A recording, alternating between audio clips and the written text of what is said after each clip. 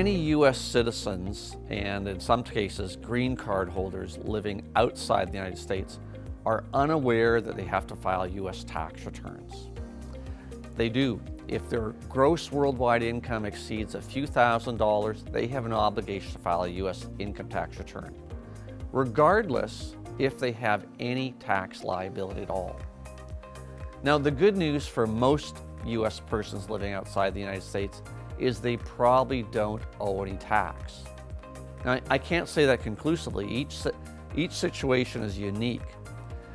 There are things that are taxed preferentially in Canada, which may be surprising to Canadians, but it's true. Things like a lottery winnings are not subject to Canadian tax, but they'd be fully taxable in the U.S. if you're a U.S. citizen or you hold a green card. Both of those situations would be subject to U.S. tax. There's also a number of other transactions that are taxed preferentially in Canada that may have a less attractive result in the U.S.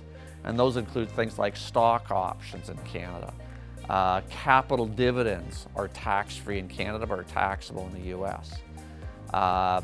Things like corporate transactions, which may be tax-free for Canadian tax purposes, may be taxable in the U.S. So there are circumstances where U.S. tax is actually higher than Canadian tax. In most cases, individuals who have been delinquent in filing their U.S. tax returns, their exposure is not about tax. It's usually about penalties because they've failed to make certain disclosures required under U.S. tax law. These disclosures include things like disclosing financial accounts outside the United States. U.S. citizens and U.S. residents, including green card holders, and those U.S. residents may be green card holders living outside the United States, they're obligated to disclose their financial accounts outside the United States if those accounts in aggregate exceed $10,000 at any time during the year. These financial accounts include checking accounts, savings accounts, investment accounts, registered retirement saving plan accounts, registered educational saving plan accounts, mutual fund accounts. All those accounts have disclosure requirements associated with them. The failure to disclose them, the penalty is $10,000 per account per year. So this can result in some significant obligations to people under U.S. tax law. These financial account disclosures are referred to as FBARs, for foreign bank account reports under U.S. tax law. Foreign bank accounts, or FBARs, have a very interesting history. They've been around since the 1970s, and they started out as the war on drugs to stop money laundering. And so they required these accounts to be disclosed. Then in 9/11, and the terrorist attack, most of the convictions associated with that event were not on terrorism charges. They were on FBAR accounts because these terrorists failed to disclose their financial accounts outside the U.S. Lastly, in 2008, an employee at a large Swiss bank with the Internal Revenue Service and said to the IRS, "We're actually helping our clients evade tax by not having them disclose their financial accounts outside the United States." The IRS sued that bank for $780 million successfully. They also got the disclosure of 4,500 accounts that U.S. persons had in that bank. It totaled $19 billion in undisclosed financial accounts. In addition to financial accounts that are required to be disclosed, U.S. citizens that have interests in corporations formed outside the United States, trusts formed outside the United States, all are obligated to be disclosed. Interesting enough, tax-free savings accounts have very similar wording in that they're identified as trusts under Canadian law, but they are not trusts for U.S. tax law purposes and are not required to be disclosed under the trust reporting requirements, but they are required to be disclosed under the FBAR reporting regime. Most delinquent U.S. taxpayers, delinquent in their U.S. tax filings, don't have a U.S. tax liability, but they do have exposure to penalties, and those penalties can be significant. As we noted, they're $10,000 per occurrence, and so it's not unusual for someone with modest means even to have hundreds of thousands of dollars of penalties that might be imposed against them. The good news is that, frankly, doesn't happen very often, and there's easy ways to avoid that. There is no statute of limitations on unfiled tax returns. So theoretically, at least, if you haven't been filing U.S. tax returns for 40 years, you're obligated to file 40 years of tax returns. Now, practically speaking, the IRS really doesn't want your 40 years of tax returns. As a result, they've identified some alternatives for filing delinquent U.S. tax returns. And there's been a number of programs they've done. One has just expired. That was something called the Offshore Voluntary Disclosure Program. That's no longer available to taxpayers and was mostly associated with people trying to avoid criminal prosecution. The penalty under the Offshore Voluntary Disclosure Program was 27.5% of the value of financial accounts that were not disclosed outside the United States. You can imagine if you had $1 million outside the United States, that penalty would be pretty stiff, $275,000. Primary program that most people qualify and most people want to do is something called Streamlined Filing. And that requires taxpayers to file 3 years of delinquent tax returns and 6 years of delinquent FBARs, the foreign bank account reports. That program, if you live outside the United States, will waive all penalties associated with failure to file. That's a great result because remember, we said you probably don't owe tax, and now the IRS is waiving all penalties. So 3 years of tax return, delinquent tax returns, and 6 years of financial account disclosures need to be disclosed on. There is some criteria to qualify for the streamlined foreign filing procedure. There's also a streamlined domestic program. We'll talk about that in a second. For the streamlined foreign program, you must be able to show that your failure to file was not willful. Now, the IRS has refused to actually define what willful means.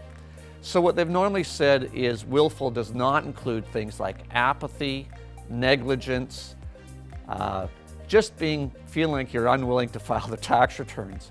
Probably what willful is knowing that you have a tax liability and actively seeking not to file because of that. You must also show, to qualify for the foreign streamline, that you are present in the U.S. for less than 35 days in any one of the 3 years of tax returns you're obligated to file. So as long as you spent less than 35 days in the U.S. in one of those years, you'd qualify for streamlined filing if your failure to file was not willful. This is a problem to one group of people. That's snowbirds, because snowbirds are usually spending more than 35 days in the U.S. And so they will not generally qualify for the streamlined foreign filing procedure. They may qualify for the streamlined domestic procedure. Unfortunately, the streamlined domestic filing procedure does have a penalty. It's 5% of the value of your undisclosed non-U.S. financial accounts. There is also another filing procedure available to people, and that's something called quiet disclosure. Quiet disclosure has an interesting history. There's nowhere you'll ever see the words quiet disclosure in official documentation. But the IRS Audit Manual does say that if an agent identifies someone who has failed to file U.S. tax returns, they are required to ask for the last 6 years of their tax returns, hence quiet disclosure.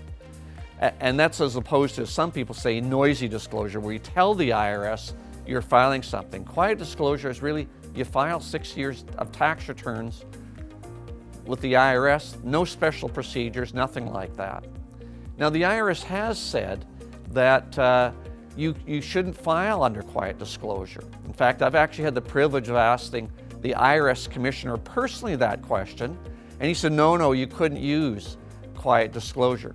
The problem is, quiet disclosure is actually the only policy of filing delinquent tax returns that's actually in the IRS's own audit manual. So this is something that you're still able to do despite the comments of the commissioner of the IRS. And if they wanted you not to do that, they could have pulled it from their own manuals. So quiet disclosure is still available. There's an important difference though, is unlike the streamlined filing procedure, you do not get any protection from penalties. Individuals who don't qualify for streamlined, probably their most logical course of action is filing under the quiet disclosure filing procedure. And that'd be filing 6 years of tax returns, 6 years of the disclosure of financial accounts, or FBARs, and they'd be exposed to penalties. Now that sounds terrible because we've said already the penalties can be very substantial. The good news is this, is firstly, as you might think, the IRS actually isn't very enthusiastic about assessing penalties against delinquent taxpayers who voluntarily come forward. We don't normally think of taxing agencies as being benevolent, and I wouldn't say that they are. But if they assess penalties against people who voluntarily come forward, then there's a lot fewer people that actually voluntarily come forward. Second, with quiet disclosure, even with the exposure to penalties, many people will be able to escape the assessment of penalties if they are actually assessed. U.S. tax law has a provision established through the courts called reasonable cause. Now, normally under judicial concepts, reasonable cause occurs because someone is physically unable to file a tax return, or they've somehow been told they're not required to file a return. Now, there's a conflict in U.S. tax law here because there's kind of a premise that all persons know they have to file a U.S. tax return. Obviously, that's not true, or people would have done it. So there are mitigating circumstances here, and the IRS has informally chosen to interpret reasonable cause quite broadly. Certainly, if you've been told by your accountant or some other knowledgeable advisor that you didn't have to file, that would be a basis for being exempt under reasonable cause. Generally, many people qualify under the IRS's expanded definition, so the assessment of penalties under quiet disclosure is not as certain as you might think. In fact, there's likelihood that under the reasonable cause provisions, you would not be subject to U.S. tax penalties.